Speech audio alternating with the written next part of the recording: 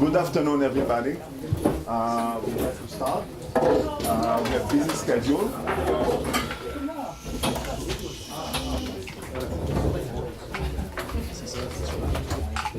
All right. Okay. The last two lectures will be devoted to statistical mechanics of neural manifolds. We'll discuss classification of neural manifolds, geometry of neural manifolds, and experiments with neural manifolds.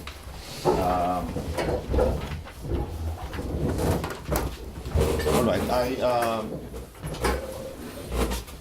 I have a few slides of motivation, but I think the motivation is now quite clear after we heard, for instance, Stefan Mallet, and talking about invariances and manifolds and so on in the context of deep networks. But that's a few slides giving you some of the context, and then we'll start to work.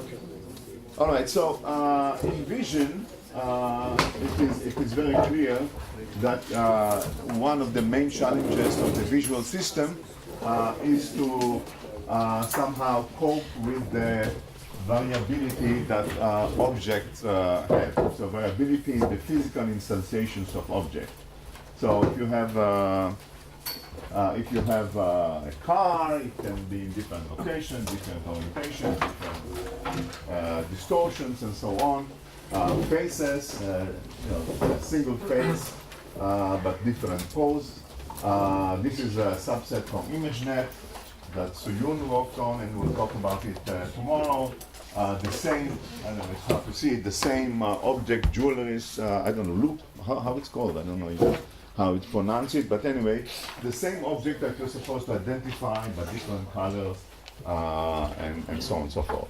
So this is a major challenge, how you deal with this variability. So the general notion has been the following. The slides are terrible, which means that the projection is terrible, but I don't want to spend time fixing it. So the general idea that has been proposed by several people, particularly Jim DeCarlo and David Cox and their colleagues, and this is that perhaps this is one of the main achievements of hierarchy in sensory system. So again, I'm sorry for that, but you have a pixel layer or V1, V2, V4, and T, then the top layer in the visual cortex is IT.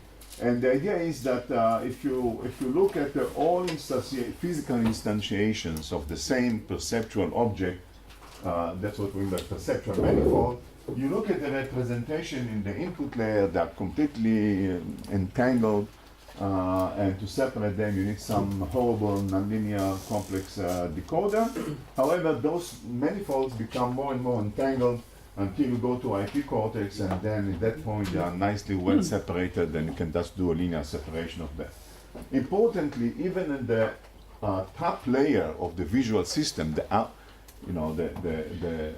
thing which output to non-modal, amodal processing, even at that layer, if you look at the representation of neurons, the response of neurons to the same object but with different pose or orientations or location, you do find variability. It's still, the representation has not reached complete invariance. So there's still variability, there is still manifold. The same face, if you change it in some ways, then you'll find that the neural responses also are selected to the orientation of the face, for instance. And actually in some measure of information, I don't know exactly what that means, that there is information about orientation in IT cortex, which is perhaps even larger than there is in V1. Again, I don't want, this is just a salesman's statements. I don't know what it means or how precisely they measure it. But it's clear that there is information about the physical systems already, the physical variables. The physical features are not completely gone. They are still there. However, they are and untangled. There may be definitely smaller variability.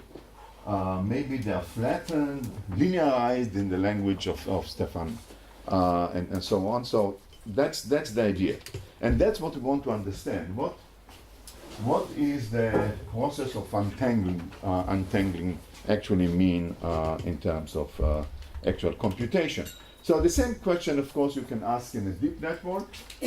We are using deep networks as a kind of artificial brain and try to understand this process of untangling of manifold when you look at the input layer and then at the top layers. And there are different architectures and so on, so it will be interesting to compare them. So here are some of the questions that we want to address in the theory. First of all, how do we quantify whether a representation has untangled or not, or to the degree of entanglement of these manifolds? Can we just ascribe them some nice geometric measures like dimensionality maybe is reduced or size has been reduced and so on? So what are the relevant geometric measures? Particularly how much entanglement is needed in order to actually perform from that network a decoding of object with an invariant measure. And practically speaking, how do we compare those aspects across different areas in the brain, across different stages in the deep convolutional networks, across different architectures? The type of nonlinearity is different number of neurons. So how do we cannot actually take a neuron here and ask, what is the corresponding neuron doing at some other layer? It doesn't make sense. So we need some kind of collective macroscopic, like all the parameters, to actually be able to do this comparison. All right. So these are the questions. A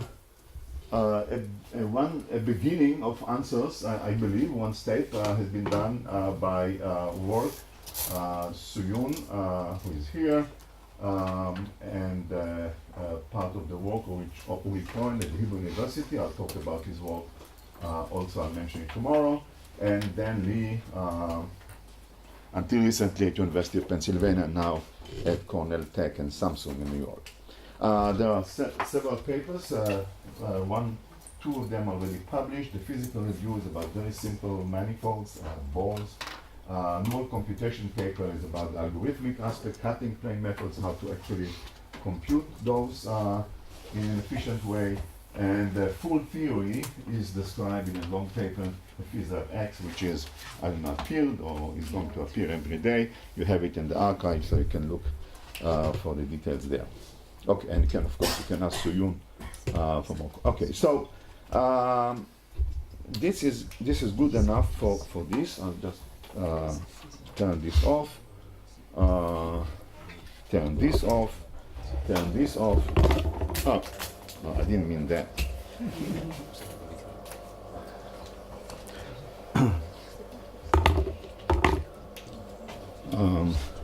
Okay.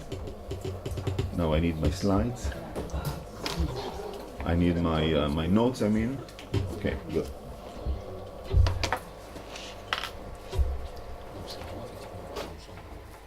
Oh. I turned it off. Oh, you turned it off. Thank you. All right, be patient. Right? That's what it says? Yes. Okay. In Hebrew, we don't, be patient is not legitimate. So, my first goal is to define what we mean in this word manifolds, because manifold is a very loaded term in geometry, and we mean something specific or generic, which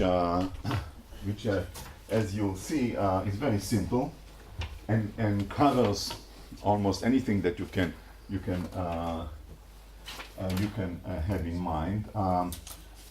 And that's, I must say, the beginning of that work started with real invariances, manifolds that are generated by translation invariances and rotation invariances, and the underlying group structures, and you can do a lot of fun things there. I think we have been convinced that this is only a very limited dimensions of interesting manifolds that really have underlying group structure. So if you look at real object, as I just showed examples, we cannot capture the enormous variability or some of it by those simple invariant transformation. So it's going to be much more general.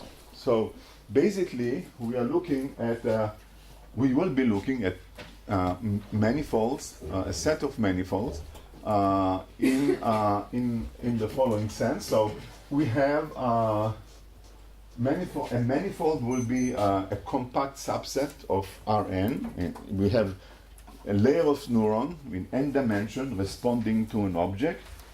Different physical instantiation of the object will generate different points in Rn, representing the response of the neuron to that particular physical instantiation.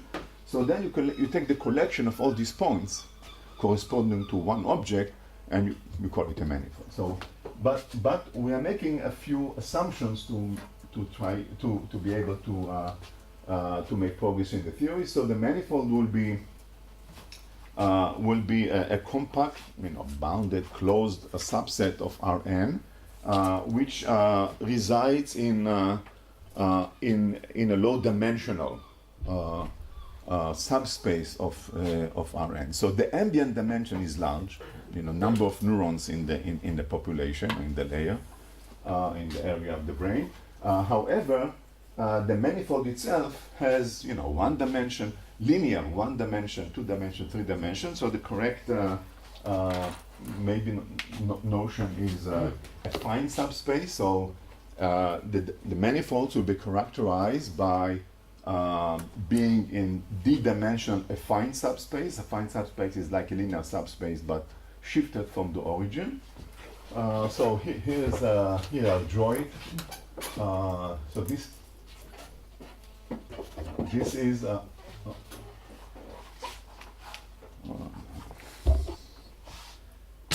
okay. This is my n-dimensional ambient space, x1, x2, etc., xn. Okay, and then we have. I'm nicely writing it in this kind of vertical axis, but of course it's not important. So now I have here a manifold. So the manifold will have its own coordinates. Can have this and this. So this is let's call it U1. This is U2, and so on. Let's call it up to UD. So there is this hyperplane shifted from the origin, okay, which is spanned by some orthogonal basis U1 to UD, because it's d-dimension.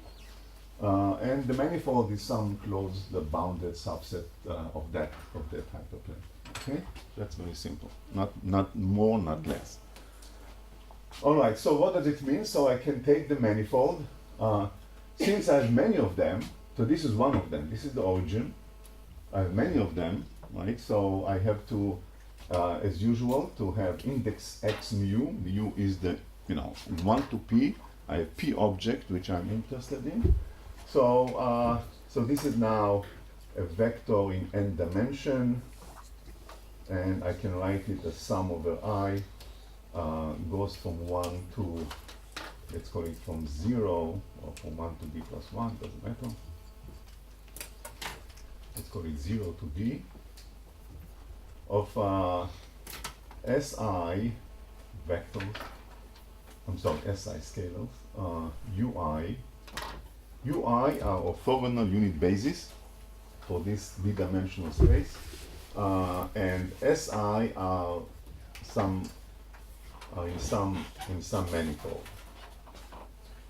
So there is some constraint. For instance, the SI can be constrained by having SI squared, sum of SI squared being less than R squared, or some ellipsoid or whatever. So the shape of the manifold, the extent, everything is given by some constraints, which I don't specify in anything, okay? But this is the dimensionality. So it's a low dimensional manifold compared to N. So we will talk about D, which is much less than n. In the thermodynamic limit, D will be finite and will go to infinity. That's the setup. Okay. So now why I had 0 to D, because in order to be able to write a linear subspace, I have to add the displacement vector from the origin. Okay. So I'm assuming, and that's just for simplicity of my drawing abilities, and the algebra is somewhat simpler. That the center, the origin of this d-dimensional subspace, the center is perpendicular to that. Otherwise, you take the manifold and shift it, okay, then you'll get a more general case. I'm considered centered manifold for simplicity, but it's not crucial. So the zero-dimensional U0 is the displacement of that subspace from the origin. Then I have a full d+1 dimensional linear subspace. So d-dimensional is the affine subspace shifted from the origin, and then if I add the origin to the origin of the coordinate, then I have the U0 here, which is together gives me a representation of any vector in this manifold. Very simple. So as you see, I can talk about this, but actually this is S is the vector, the d+1 dimensional vector, which projects the n-dimensional vector into a point on this manifold. So that's a very simple. If there are questions here, okay? Yes. So SI are the linear coefficients Yeah. of The projection one of this n-dimensional vector onto this subspace, including the origin. okay, and mu and okay. So thank you. Mu will be here, and this you can write it as a parameterized by S. and Right. This okay. And So I'm going to assume, maybe this is your question. I'm going to assume that the different manifolds have uncorrelated d+1 vectors, bases. Okay. So you have a manifold here, you have another manifold here. I'm going to assume for simplicity that they have the same geometry, although we have in the theory extended it to a distribution of geometries. So let's assume they have the same M, okay? But importantly, they are completely uncorrelated in terms of their position and orientation. So this will be the use for this manifold. There will be some completely different again, the same dimension, but position of the center here. This vector, U0, and the other U's are completely randomly oriented with respect to each other. okay, so the SI belongs to MS is actually like the collection of the SI respect some constraints that restrains the point. Yeah, so S or not, maybe not SI, I should write S. The vector S, the d+1 vector obeys some constraint. For instance, S1 square plus S2 square equals to R square. Okay? This N is defined, is a manifold that gives me the constraint on the points on this d-dimensional spectrum. Okay? More questions. So for later on, it's easy, it's simpler to so now I talk about sizes and radius and so on, but as we already talked about it several times, we are interested in separability of this object. So we are interested in sizes relative to the distance from the origin. That's always the case. Otherwise, we can always multiply it by some units. Okay, so for simplicity, I'll take this one to be just U0. So I'm taking for simplicity that the centers are all, U1. This index is the mu index, right? U2, etc. But all the distances from the centers are normalized to 1, are unit vectors. In other words, this is the direction of the center, but it could be some number here, 10, 1, 20, and so on. For simplicity, I'm going to assume that they're all equal distance from the origin. And we already know from Jorge and Gerard that everything is in the equator. So think about it as the big equator. Actually, in the theory, we're going to assume that they're Gaussian, not even strictly orthogonal, but Gaussians, IID Gaussians. So I'm going to assume that all these vectors are U. So now there are several indices, UI, but there is index J for because they are in principle vectors in n dimension, the U's, right? And then there is mu. So all these guys are going to be IID Gaussians, okay? And they are normalized such that mu, each one of them, each of these vectors is average to 1. So kind of on average, so they all lie on the kind of big unit sphere. That's for simplicity. You can do many other things, but not important. So that's my model, right? So I have this collection of points in this subspace, a collection of points in another subspace, its own IP of them. Okay, and now I'm asking questions about separability, linear separability of them. So what does it mean? I have some, let's say I have some labels. This is +1, this is -1. I am drawing some hyperplane. I have some W. Now, as usual, but I want now to separate. So this is now the separating plane. I should use another color, but anyway, colorblind, so it doesn't matter. Okay, and I want to separate. These ones, I want to have some, you know, be classified as plus, this one is classified as minus, and so on. So there is one sample per manifold, one mu per manifold. One what? One sample, one pattern per each manifold? Or each No, manifold each okay, so each manifold consists, in principle, of infinite number of points. Okay. So what do you mean by sample now? X mu. No, this is a parameterized by S. So as I vary S, I'm going through, let's say this is a circle, right? So all the points on the circle consist of one manifold, right? Okay. So mu indexes points on a single manifold. Mu index, no, the manifold. Ah, Manifold number 1, all the points on the manifold number 1 in n dimension can be parameterized in this way, okay? Manifold number 2, just, you know, we have mu equals 2. They have, I'm assuming that this M is the same, so all of them are circles, all of them are ellipsoid. You can have a distribution, but let's not make it harder, okay? So the difference between those manifolds is their orientation and position in this n-dimensional space, okay? More questions, because this is crucial. If you lose me here, you lost me.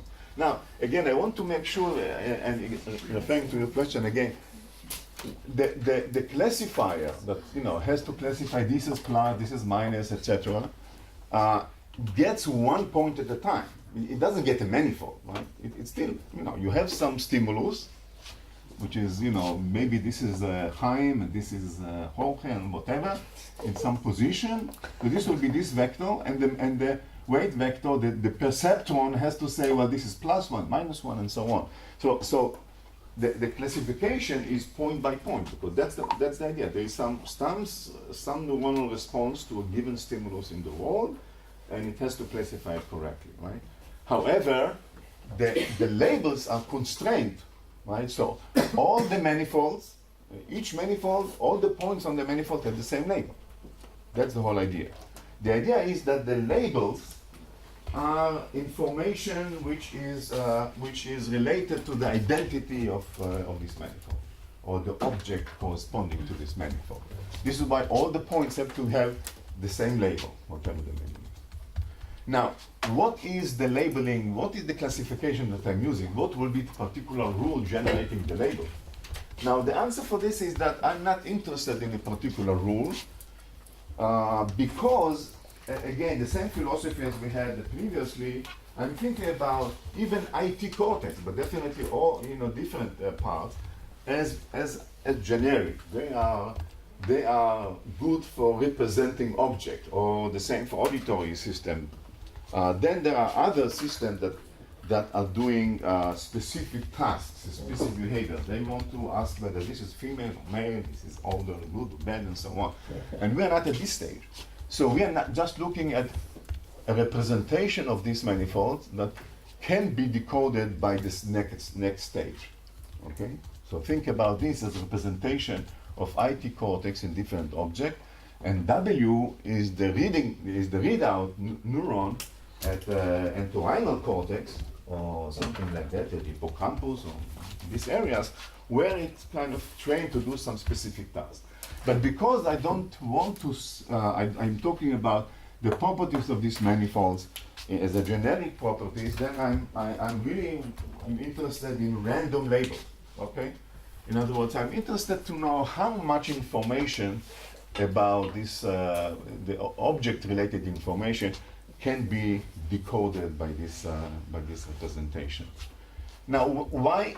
You can see it's a linear decoder, it's a linear classifier. Why am I interested in classifying? The whole thing is about deep networks for two reasons. First of all, even deep network, as I said, even IT cortex, is the top layer or the top layer in whatever artificial deep convolutional networks you like, eventually has a supervised, has linear classification or softmax, which is essentially linear SVM that does the job. So at the end, you have some linear decoder. So that's inevitable. But furthermore, you remember the motivation was to try to understand what is the advantage of representing objects in V1 in IT relative to V1. Information is not lost, information is not gained. Maybe information is lost because of noise, but let's assume information is not lost. It's just reformatting the same information in different form. So the idea is, the hypothesis is that although the same information is represented in these stages, the advantage in IT cortex is that it's easier to decode than the same information about object which is residing in a very complicated, tangled manifolds in, let's say, in V4 or in V1 and so on. So this is why that's our measure of entanglement. We say, let's look at the given area of the brain, let's see how it responds to this object and their variations, and let's ask how easy it is to decode this information about object from this layer and compare it to the next layer. And if the hypothesis is correct, then it will be easier to decode it in the next layer. So that's a setup. We have this manifold defined as this d-dimensional or d+1 dimensional object, d-dimensional in terms of the variability, d+1 in terms of the position relative to the origin. We have some random labels of them, and we're asking how the classification of these things, the linear classification, depends on their geometry. Okay? Yes.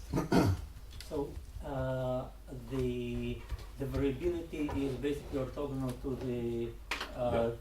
the place, so it's an artifact of the drawing. No, as I said, this is not an artifact of the drawing. This is specifically what I mean.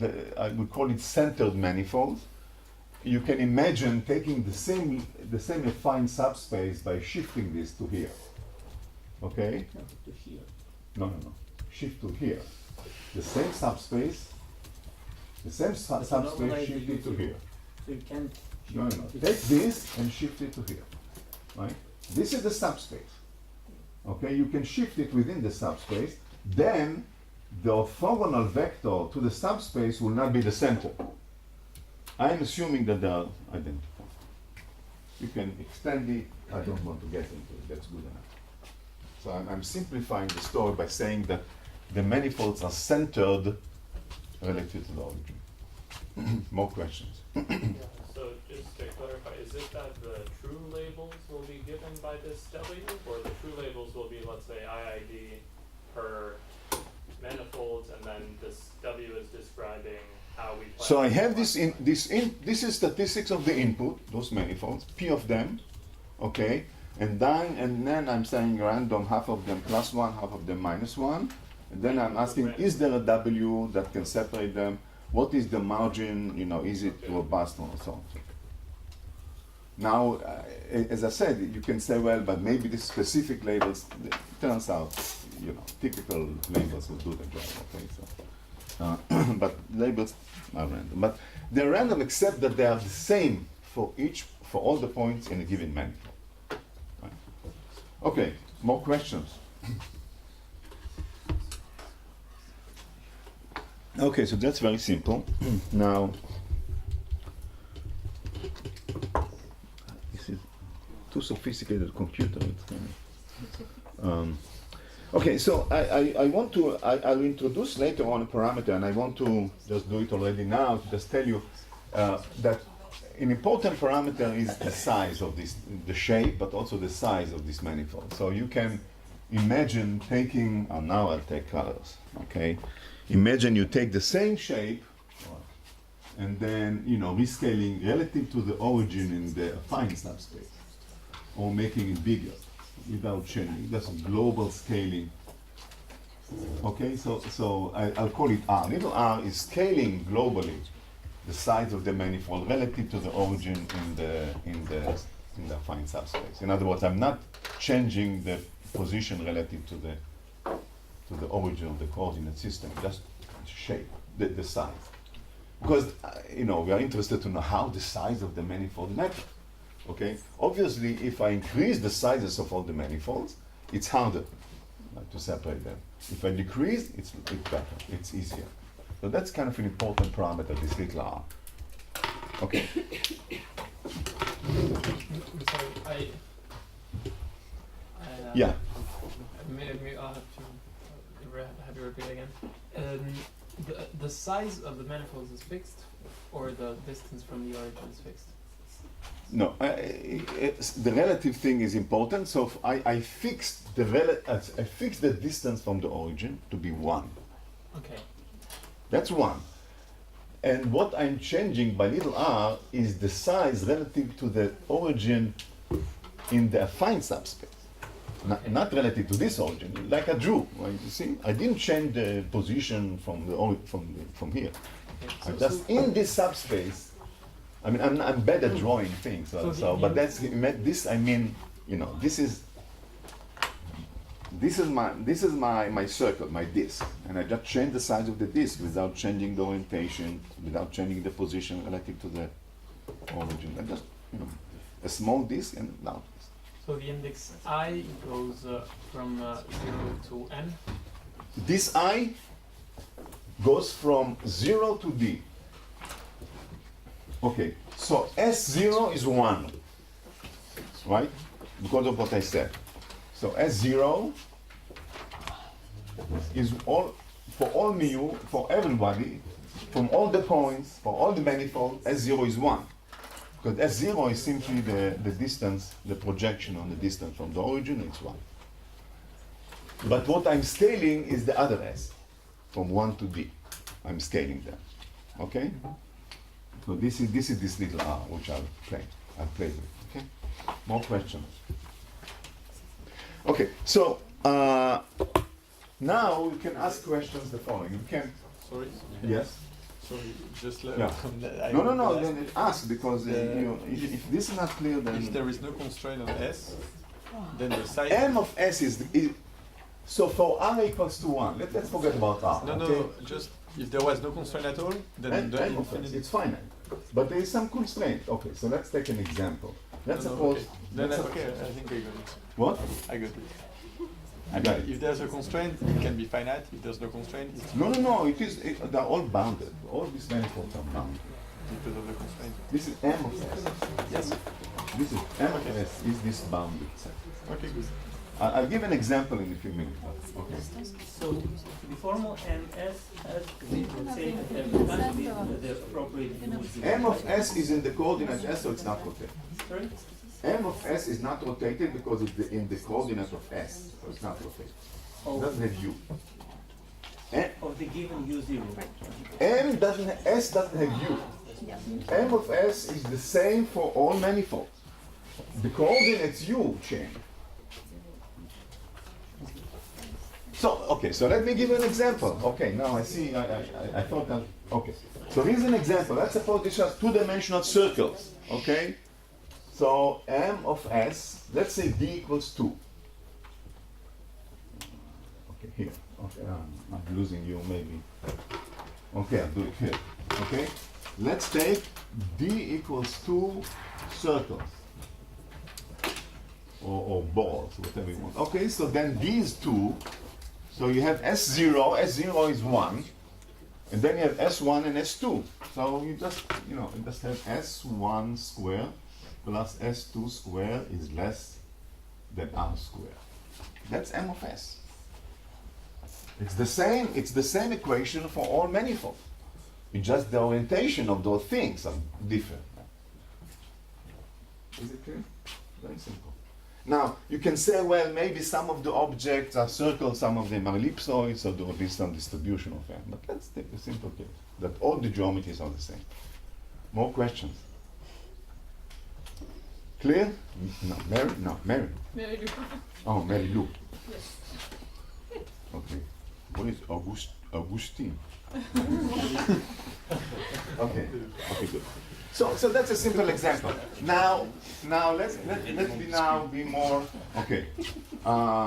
So important point which I want to add is we are talking about linear classification. Linear classification is a convex property. Okay. So this means that although the shape can be very complicated, it's actually what's important is the convex hull of this manifold. And what does the convex hull mean? So now I'm looking at the d-dimensional space. I have some banana. Okay, this is my, my points are here, let's say. Okay, now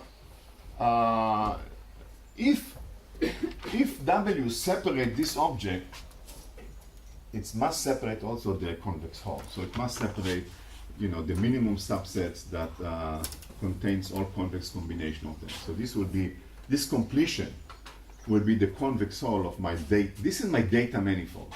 This is where my physical points lie in. But W doesn't care about this. It cares about the whole thing here. It fills in the hole. And it's if and only if. Right? If there is a solution, the solution will classify the convex hull as well. So there's some simplicity in this, and some subtleties on this, because some properties of so it simplifies it. The geometry is kind of filled in, okay? So it's because they're all convex hull, But on the other hand, you see here it is smooth, and here it is a flat piece. So it's kind of, things are not as smooth as in the original, or may not be as smooth as the original one. Okay? So there's some subtleties. You read in the paper all kinds of things. I don't want to get more into it right now. Okay, good. So that's the convex hull aspect of it. So okay, what else? So now I want to say, I think it's enough of words. I can we need more examples maybe. Okay, so because of what I said about convexity, I could put also equal R square. It doesn't matter, right? Because if they lie on the boundary, anyway, the convex hull matters, so it will fill in. W will fill in. W won't carry. Okay. So this is why I can write it less or equal. I can write it equal. It will be the same problem. Okay. So now so here a few more examples, maybe biologically motivated. Suppose I have a network, a population of neurons respond to some set of stimuli, orders. But now each one of them can come with different intensity. Okay, so you can imagine that you start from a set of points corresponding to different orders, let's say, and then you change. So if the system is roughly linear, then you will get some linear variation, and so on, up to some minimum and maximum, right? So you have line segments. If the system is roughly in the regime where the response is roughly linear, so this is the variation of the response of the neurons to increase or decrease of intensity of each one of them. Okay, this will be an example of d equals 1, and of course I'm assuming that these are random and the orientation of these lines are random as well, which is an important assumption, and we will discuss deviation from this assumption later on. For now, okay, so this will be an example of d equals 1. Now, neurons are not completely linear, so there will be some nonlinearity in the response, so you can imagine what the nonlinearity will do. well, maybe it will, instead of this, the response will be kind of saturated. Maybe here it will be linear. So maybe, I don't know, maybe it will do something like this. Okay, so now it is, what this is. This is still, so now the notions of dimensionality important. If you ask about, mathematicians, they'll say this manifold, the original one, is parameterized by a single value, C, which is the intensity of the signal. Well, but in the nonlinear case, it's still parameterized by C, okay? So this is what's called the intrinsic dimension of a manifold, is how many parameters you need to characterize the manifold, right? So if it is a curve, even if it's nonlinear, it's one parameter. So this is one notion of dimensionality, the intrinsic dimension, how many parameters you need to characterize it. So this will be one in both cases, okay? But you see here, in my notation, it's different, right? Because this lies in one-dimensional affine subspace. This will require, let's say, 2, depending on, at least 2. Okay. So be careful about dimensionality, okay? Now let's take an even more bizarre case. Let's take neurons that respond to orientation, let's say even 2-dimensional orientation of an image. Let's say it's simple, not 3-dimensional. You take an image, and the neurons respond to the image maybe here, okay? And now, so this is the point. Now you are rotating this image, okay? So, if it's invariant under rotation, 2-dimensional image, let's say everything is invariant, so what you will gain, so now what you will get? Okay, so you just vary an angle, 2D angle, okay? Now suppose the neurons are tuned in a cosine fashion. So each neuron kind of that cosine of the angle relative to preferred angle. Okay, so then cosine, basically you can write it, there's some phase. So you can write it as in Fourier as cosine and sine. So basically it will be kind of a 2-dimensional, it will be a circle in 2 dimensions. One direction will be the cosine, the other one will be the sine, and you'll get 2-dimensional circle. Okay? So now the intrinsic dimension is 1 because it's an angle, but the affine dimension is 2 because it's a circle. Okay? That's not so bad. Okay, but now suppose I have higher harmonics. So neurons respond to the same thing, but not as cosine, but have also, neurons, each neuron is this is the angle, and the neuron has some response, right? So this is relative to some maybe baseline, okay? So, if you decompose into Fourier, you have, you will have cosine and sine, you'll have cosine 2, sine 2, and so on. Let's suppose the minimum number. Add one more harmonic, okay? So now, the neurons can be decomposed into cosine and sine, cosine 2 and sine 2. So the minimum now will be 4 dimensions. The basis will be the Fourier basis, basically, but you need now 4 of them because you have 2 harmonics and kind of complex, so you need cosine and sine. So the minimum number now will be 4 dimensions. I cannot draw in 4 dimensions, okay? But that's, you understand the concept. So now it's actually interesting because, if you take cosine square, sine square, cosine 2 square, sine 2 square, you get a constant. So it will be on the surface of a 4-dimensional sphere, because the sum, the sum of the squares will be. Anyway, so it's kind of interesting object. It is still a curve.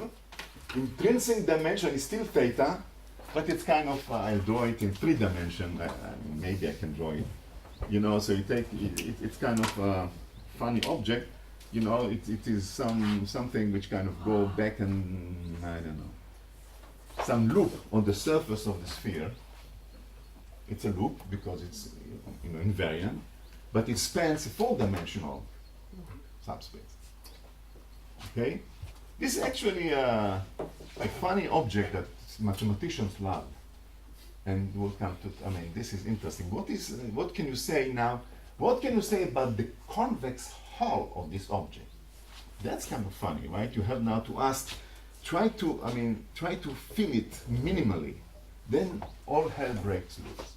Okay, we'll see some of it later on. But that's a very simple biologically very relevant thing, right?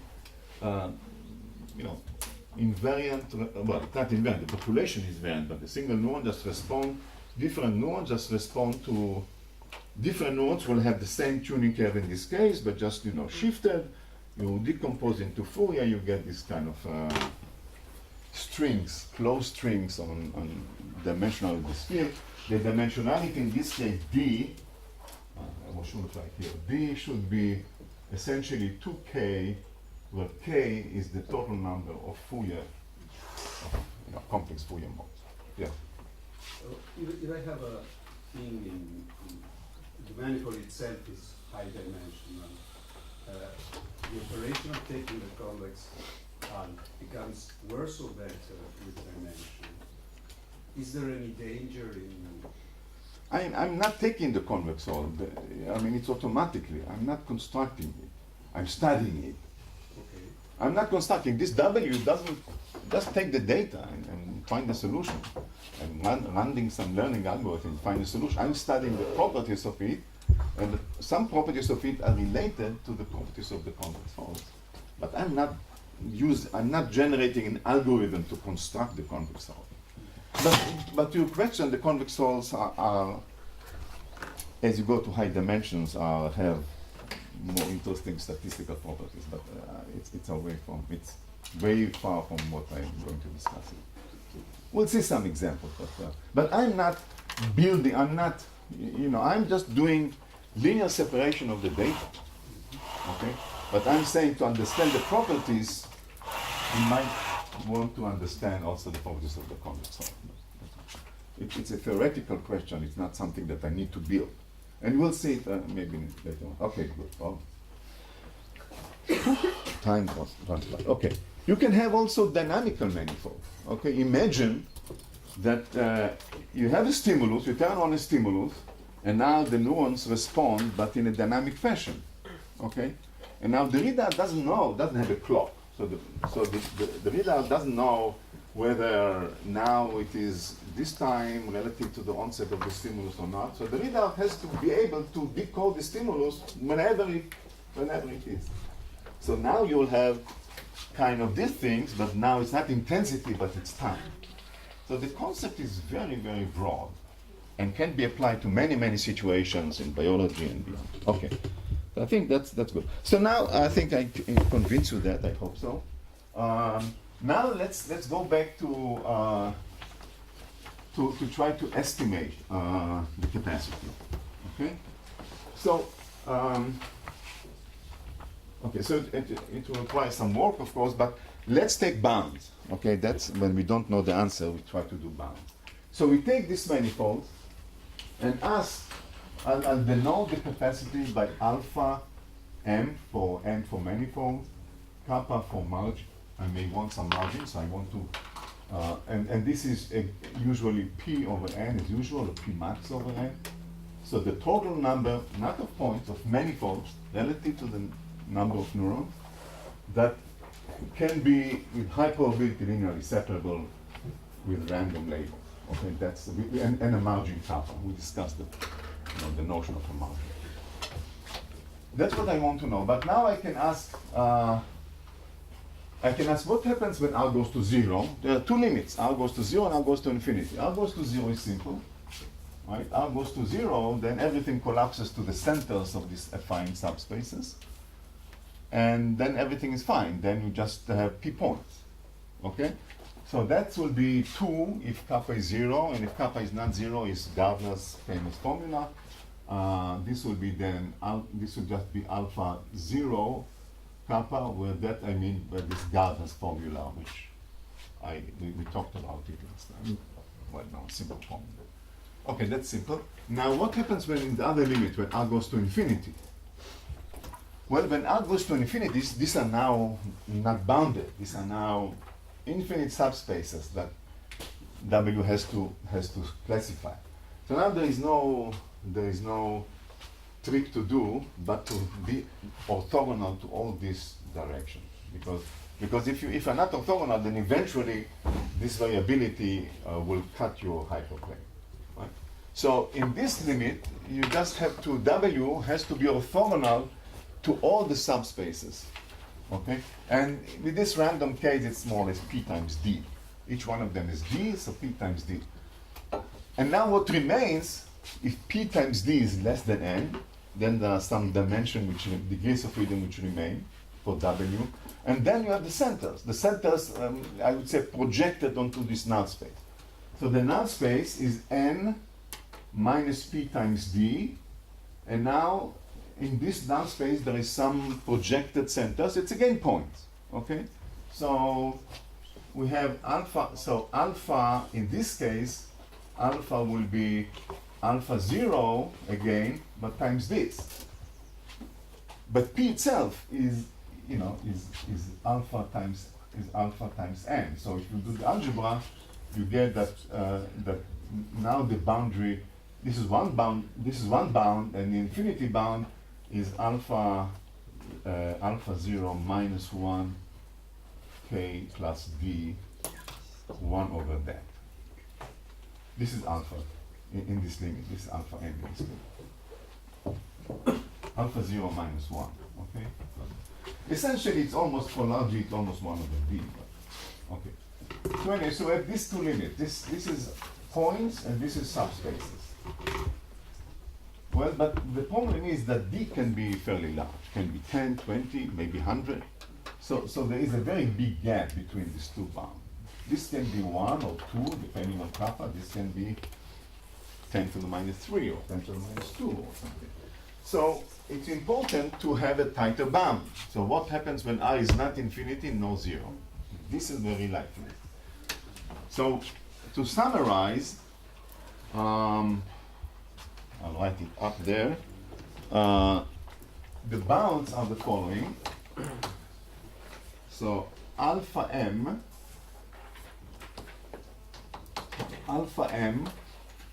of a certain margin is less than the points alpha 0 and bigger than 1 over alpha 0 inverse of kappa plus d.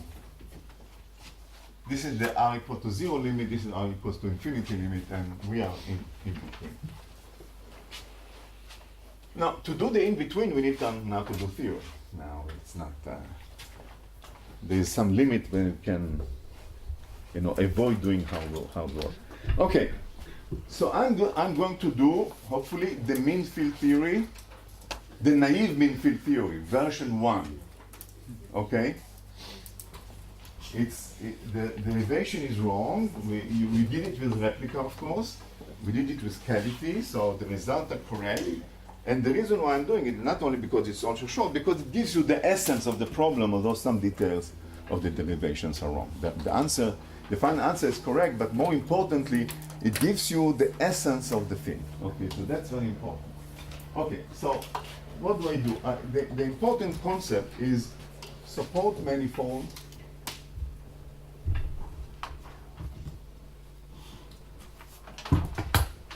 and anchor point. Manifold anchor point. Okay, so what do I mean by that? So suppose we find a solution, and a max margin solution.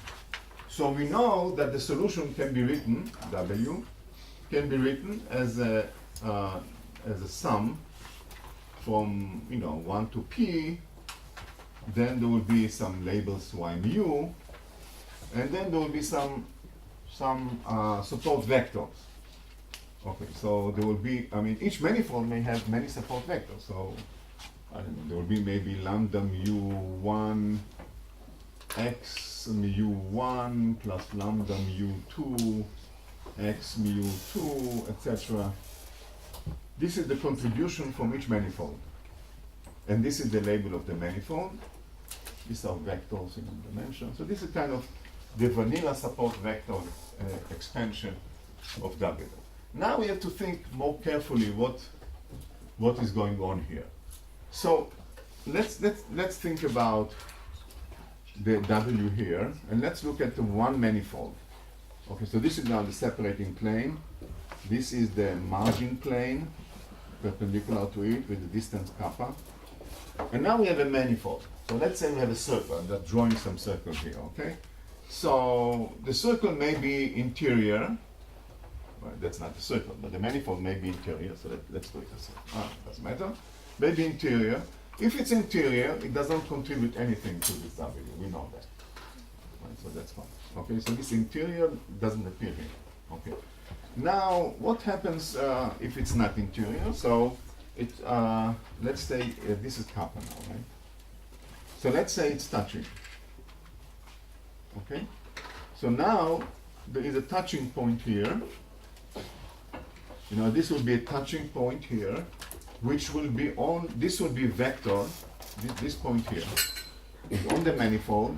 You know, it's a vector from, this is the origin, this is W, this is a vector, which is on the manifold.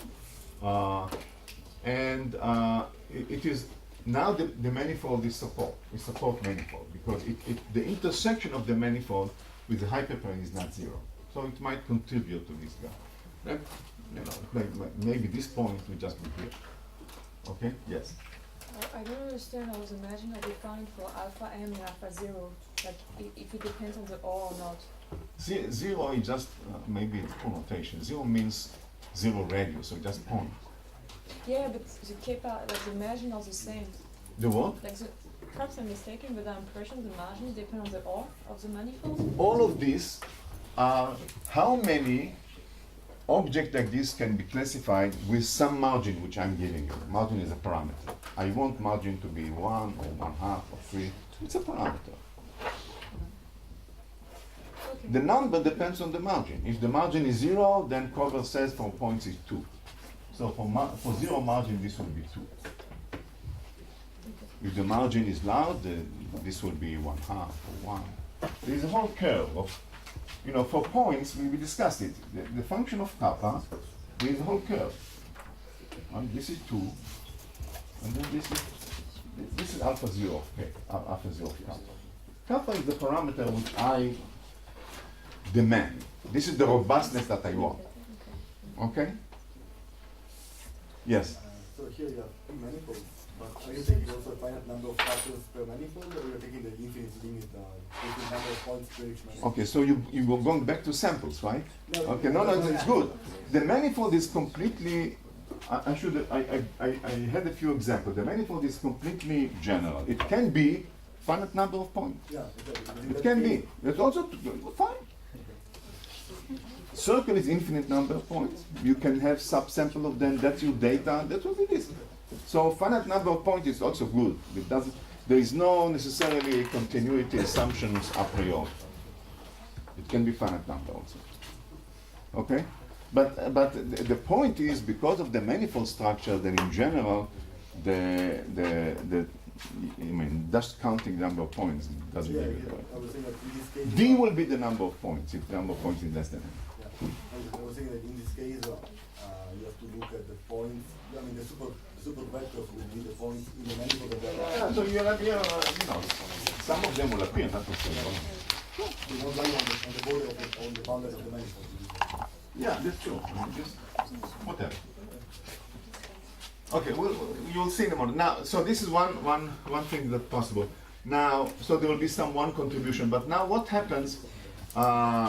You know that this circle. Let's say it's a line, then you know, or the circle. You know, it is completely embedded. Let's say it's a line, or it is a plane. So it's completely embedded in the manifold. Right? So that's also a supporting, right, case. Well, now, of course, all the points on this line or this circle or whatever are candidates in the sense that all of them have the same projection kappa on W. Right? So the, you know, potentially infinite number of points, okay? You understand the point? So support vectors, remember, support vectors are vectors, but the potential support vectors are vectors on my data such that W dot X times the label is equal to kappa. Right? That's the point, you know, that all lie on this margin hyperplane. That's the potential support vector. Some of them will appear in this Some of them will not appear, but potentially the infinite number of them, right? So depending if I finite number of data, maybe all my data will appear here or not. Okay. Anyway, so the point is which I want to make is that you can take whatever you have here for contribution from each manifold, you can take and collapse them to one vector. Basic convex combination of this. Okay? Right? You just call this x mu, lambda mu. Whatever is inside this contribution. Sum them up, and you'll get a vector, and you do convex combination, so lambda mu will be the sum of the numbers of the contribution. So my basic point, which took me more time than I wanted, is that you can write down W in the following form.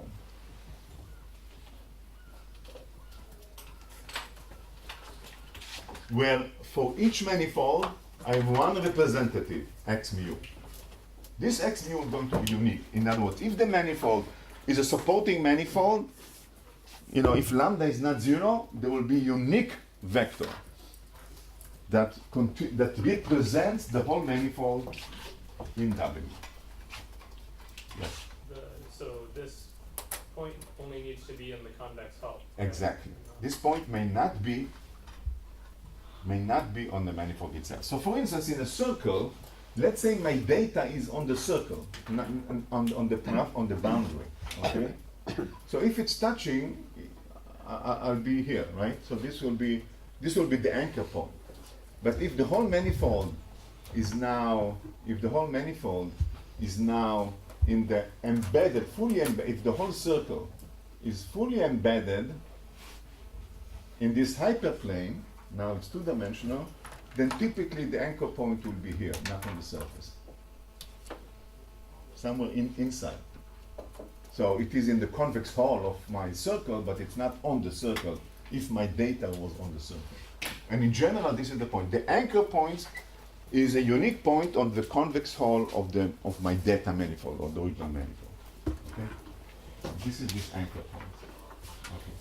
So that's nice. So I have a representative of my manifold for each of the manifolds in the solution. Now, let's do some business. Okay.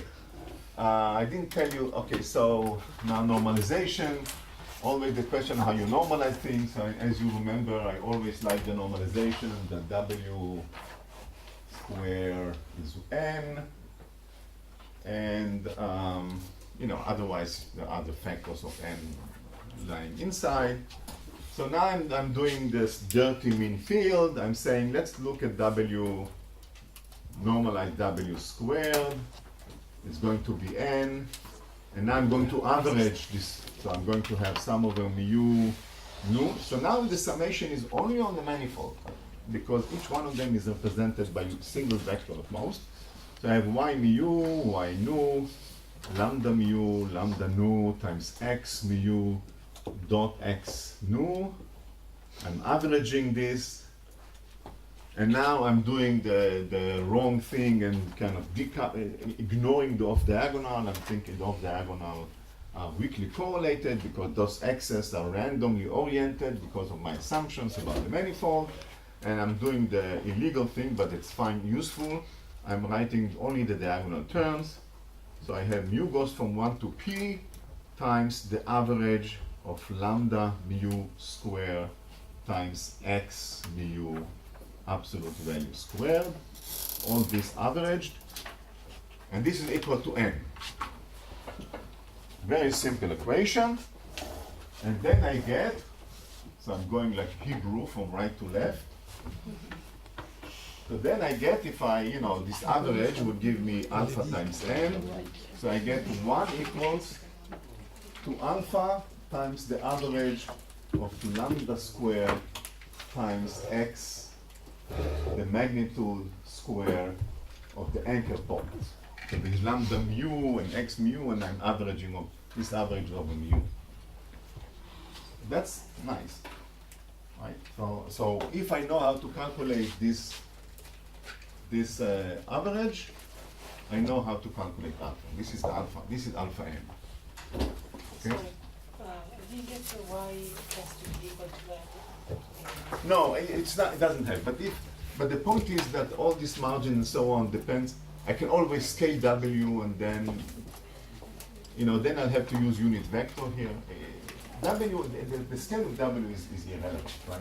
Okay. What's important is the hyperplane. So you have to fix the scale. If I change some, if I choose something else here, then there will be other factors of n lying around which you cancel. Yeah. I can show you. But You're prioritizing the n, but the scaling is that one. Well, it has to be that one. But no, it can be anything. If I had one here, then this one will turn out to be square root of n.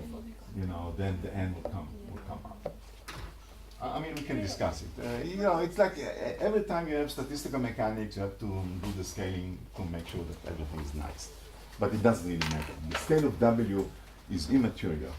Basically, I use unit vectors here, right? So this goes together with W square root of n. If I had W1, then I would push them to be square root of n, there would be square root of n, something like that. More questions?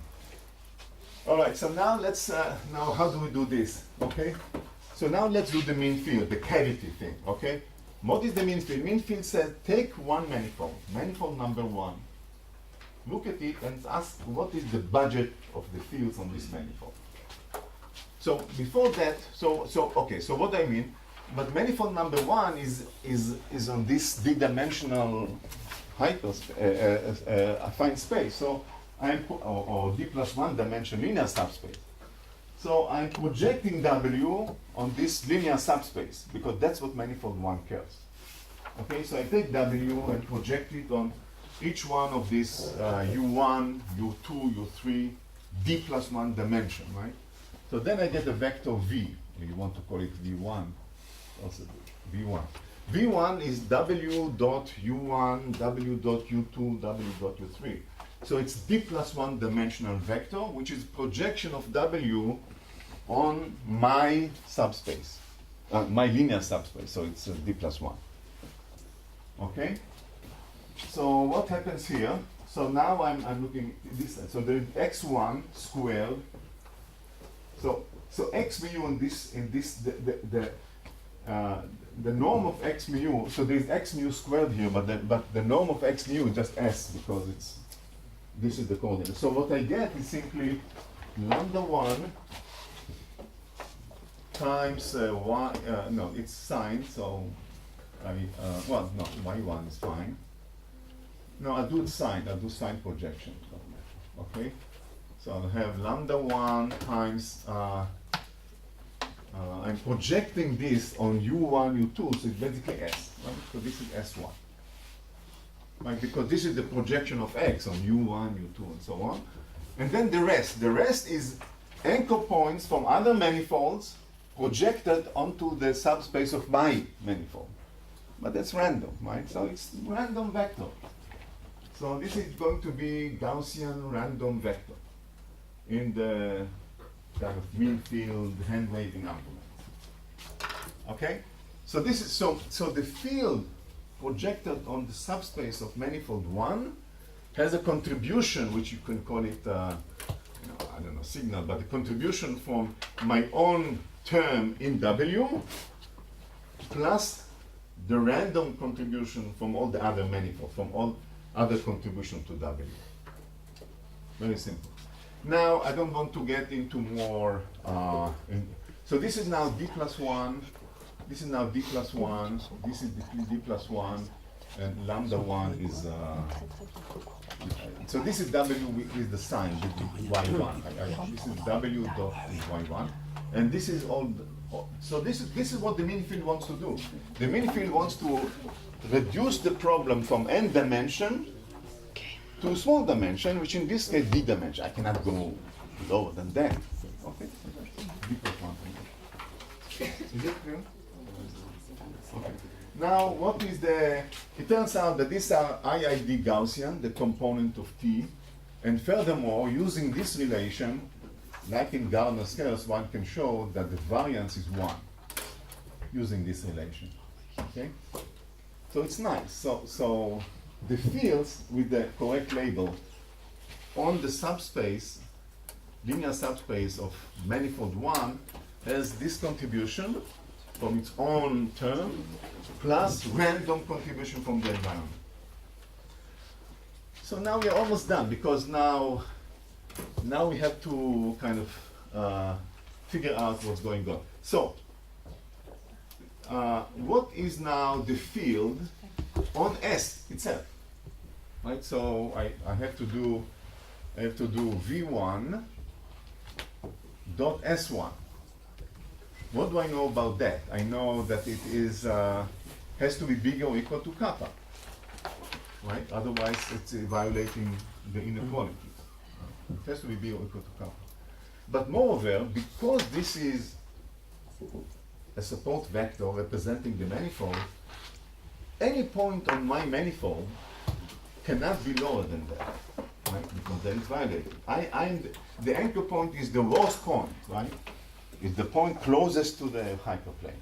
This is support, right? So all the points in the manifold, in my manifold, have to have fields bigger than that. Otherwise, this will not be the support. So we can define G, what's called the support function of V, as the minimum over the points on the manifold, on the convex hull, it doesn't matter for now. The minimum such that, the minimum of V dot S. Okay, and what we can say that G of V has to be bigger or equal to kappa. And the anchor point is basically the gradient of this. This is called support function. In manifold, in convex thing, it's called the support function. They usually write it with max, not with mean, but for us it's easier with mean. So what you get is that that S is basically the arg mean, if you want, or the gradient of G of V1. Right? It has to be the minimum and of GV1. And G of V1 has to be bigger or equal to kappa. Actually, it has to be equal to kappa unless if it is support. If lambda is 0, if lambda 1 is 0, this will be, if lambda 1 is non-zero, this has to be equal to kappa. If lambda 1 is bigger than 0, because it's support. So the field has to be tau. So basically we are done. Why? Because suppose this is like a Kuntake equation. So we can write down lambda 1 times kappa minus G of V1, has to be big, has to be 0. Lambda 1 has to be bigger than 0, and V1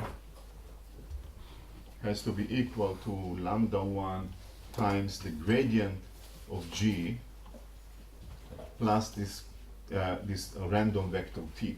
So what are these set of equations are? These are Kuntake equations in D plus 1 dimension for a fixed Gaussian source. So I have I'm a manifold in D plus 1 dimension. I have contribution which is Gaussian from my neighbor. So this is T. Let's say it's a fixed realization. So I fix T. Then I solve these equations. I find my V, I find my anchor points, I find lambda. This is kind of Kuntake, mean field Kuntake equations.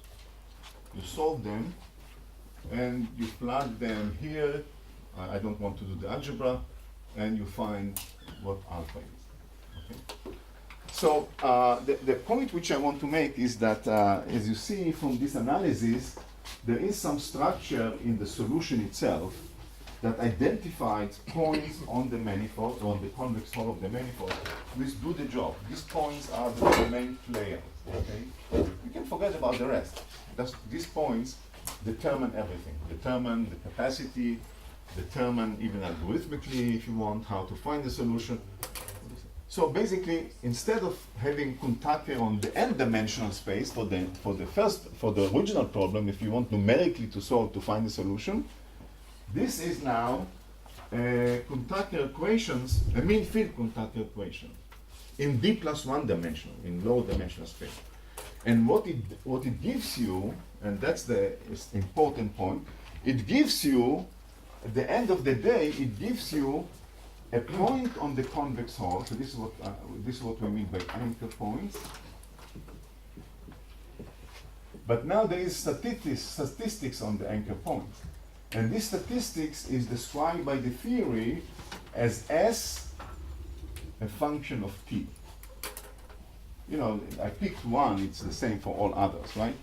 So as I vary the manifold from one manifold to another, or conversely, as I'm fixing the manifold by varying the environment, by, you know, repositioning the other manifolds or relabeling them, I basically move this.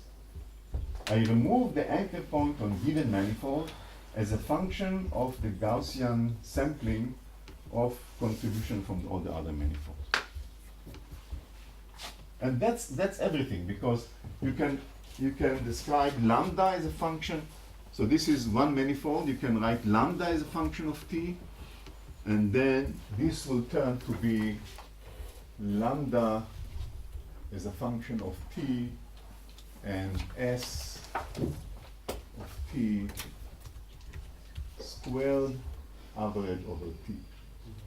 You do this, you're done. Okay. This is the crucial thing: is to find lambda and s, the anchor points, and their coefficient, their intensity, their amplitude, so to speak, in W, as a function, as a function of this random Gaussian value. I mean, there are details. You can look at the papers and so on, but that's okay. Good. Questions until now?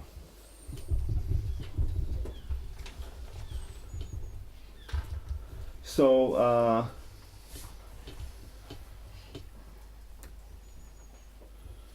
Many things that I want to say, but okay.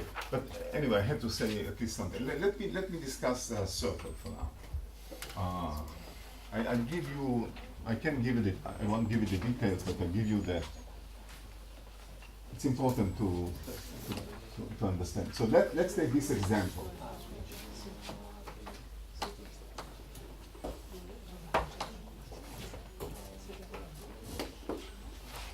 Okay, let's take this as an example. So the example is d-dimensional ball, L2 ball. Balls or spheres, it doesn't matter. Okay. So there's an important thing which you have to realize. This is writing in d+1 dimension, right? Okay. But in this notation that I mentioned here, the zeroth dimension is special, right? Because the zero dimension is not about the variability, it's about the center position. So in some sense, this is the signal, right? The variability is in the d dimension. So the projection of the W in the in the zeroth dimension is basically the signal, and the variability is in the other dimensions, right? Because look, this is W. And you see here that the projection of this on here is basically V0 for this manifold, then will be V0 for this manifold, and so on. This will be the case when R is 0. Let's say R is 0, then all that will remain is just the projections of this zero dimension, this distance, this vector, the center. Okay.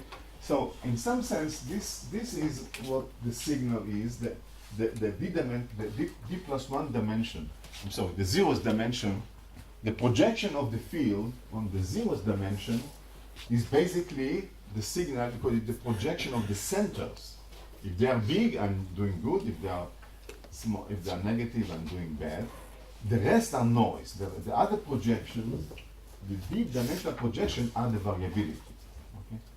So let me give an example. So what will be G of V, you can compute it exactly for balls. You can compute this manifold, this for balls. Okay? And what you'll find, it's equal to V0. This is the projection of V on the, which I said this is the signal, and then minus the radius of the ball times the magnitude of the d-dimensional components, this little d. Very simple calculation to show.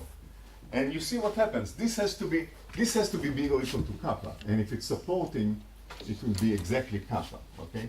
So if V0 has to be bigger than kappa, but it's not enough. It's not enough that the center will be bigger than kappa.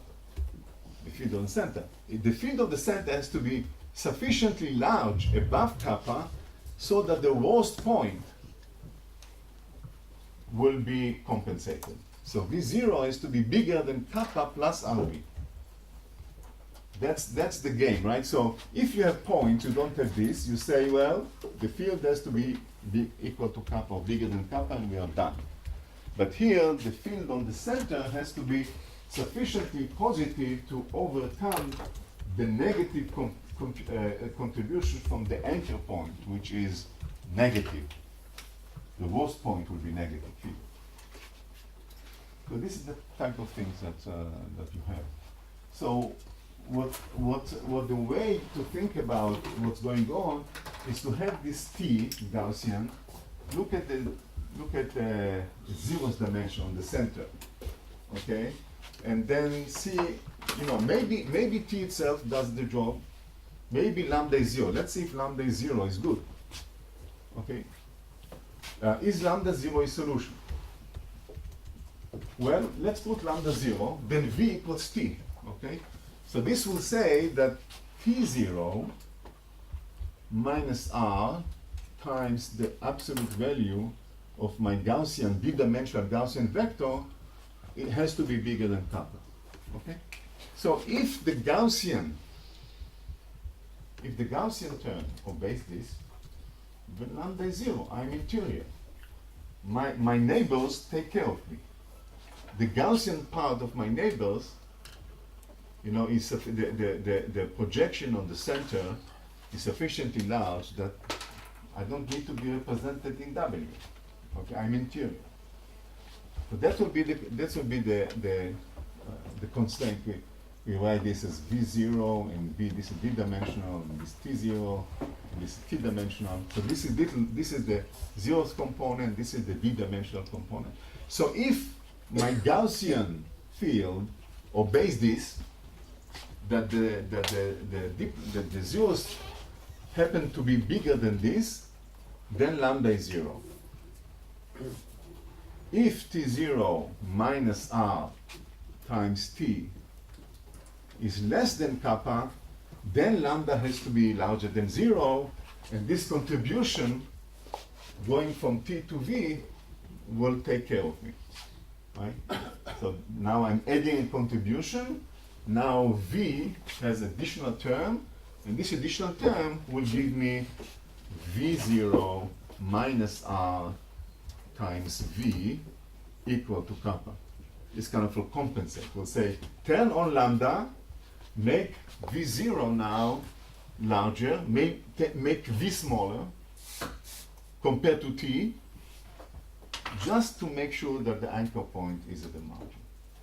So in the case of a circle, what happens is that, let's say this is T. And let's say we are in this regime that T0 is bigger than that, then in a circle, V will be, if this is T, V will be shorter. In other words, the variability of the field will be shorter than the original one because of the lambda. Okay? So now I'm able to do the job, okay, and so on and so forth. So basically you can follow what's going on in the following way. You can, let's say we have a circle, and this is our W, so to speak, okay? And now, as I said, the circle may be, I fix this, and I tune T0. Okay? If T0 is big enough, I'm here. If T0 is less than this, I'm here. Right? I'm turning on lambda. I'm now support manifold. I'm not interior. I'm not here. And I have now fields which are exactly kappa. So I moved from here to this position. Now, if I keep making T0 negative, in other words, suppose I am a manifold where so happens that my neighbors give me a very bad signal. So T0 is, at some point, V will shrink, and go to 0 and stay 0. Cannot do better than that. Okay? What does it mean, V0? It means that W is completely orthogonal to the entire circle. V is the projection of W on this circle. But V0, and stop there. Okay? At that case, the entire circle is made. So what will happen is that this circle will rotate, closer and closer. Will be the angle of the circle will come closer and closer to the hyperplane, and at this point, when V is 0, it will be fully embedded. And then T0 goes down, it doesn't matter, V is 0, V0 takes care of it, and that's it. Okay, so I'll finish by writing down the solution for spheres. That should give you a sense how it looks like. Just a quick question. Yeah.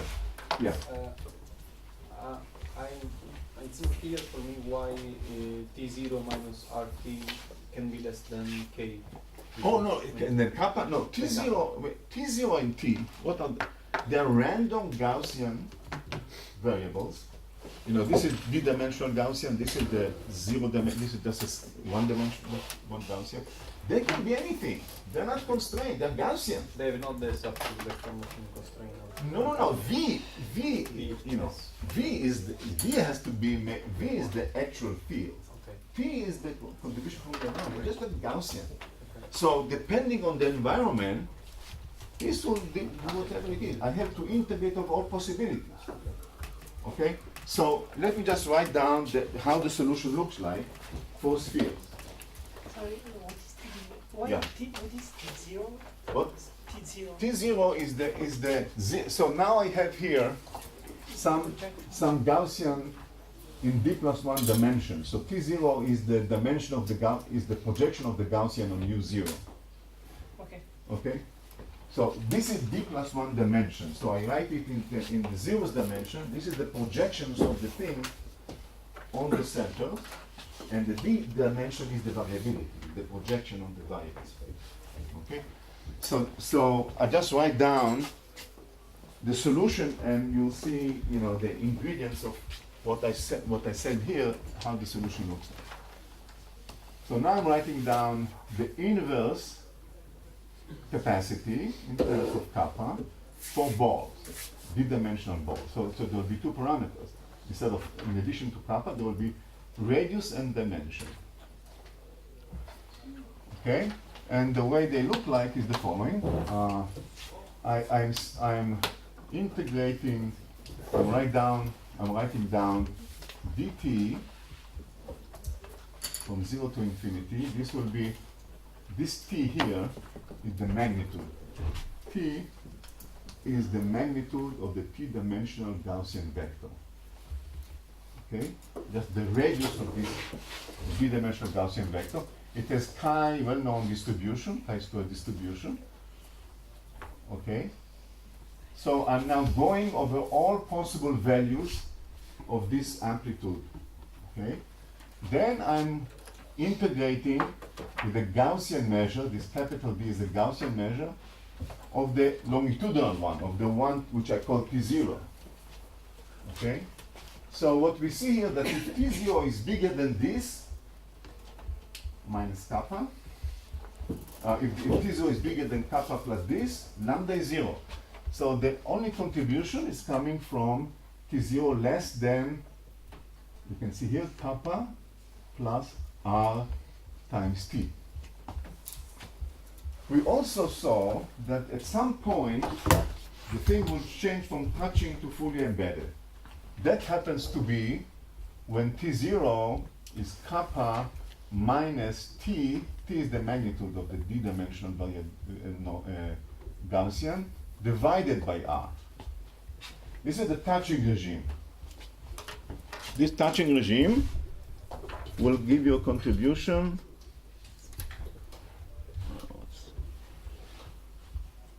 Will give you a contribution, which is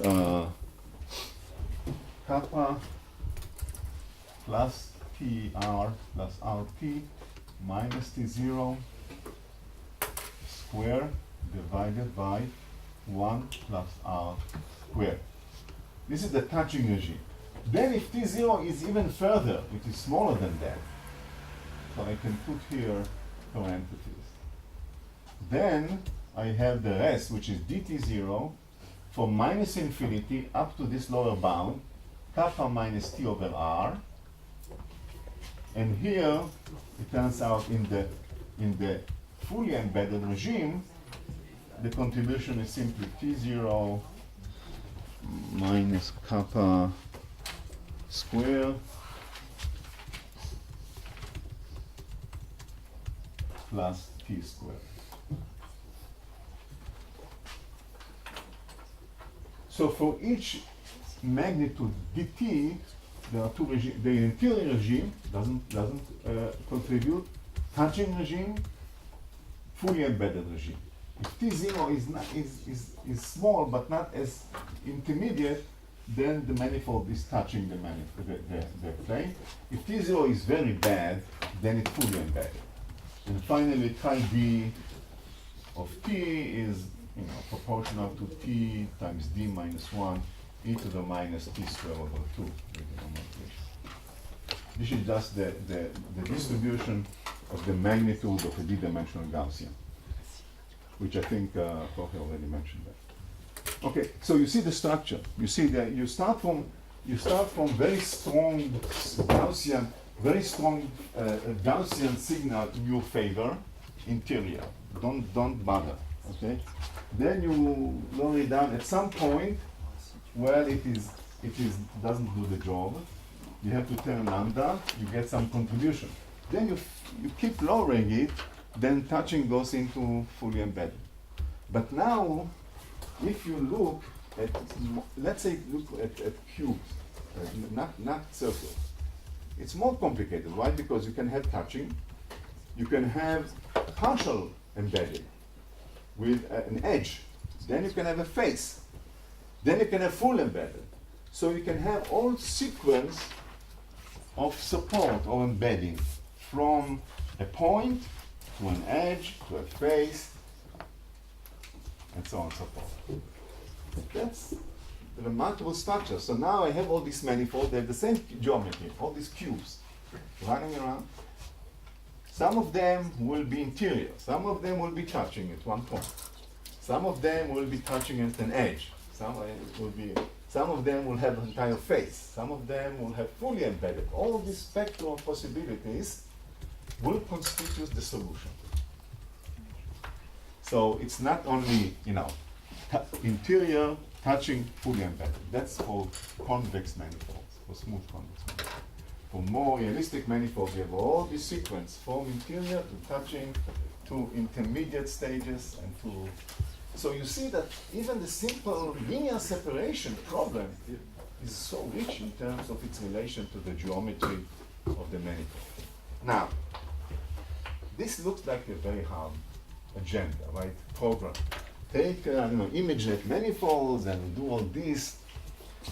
It's basically hopeless, right, to do it for realistic problems because of this complexity of the things that can happen. Fortunately enough, you can simplify enormously the program if you assume D is large. D is still smaller than N, but let's say D is 10 or 20 or above. Then things become enormously simple.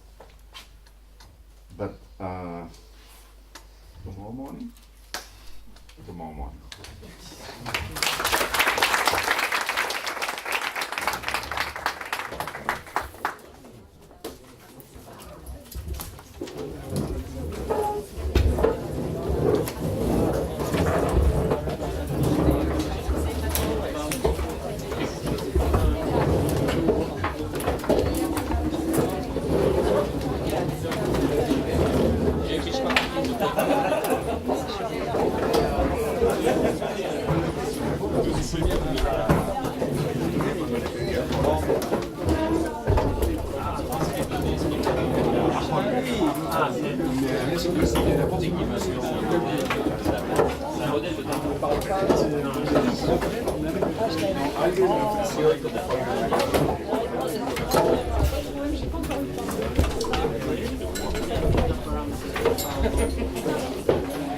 Parce qu'à l'époque, il y avait assez rare de ça.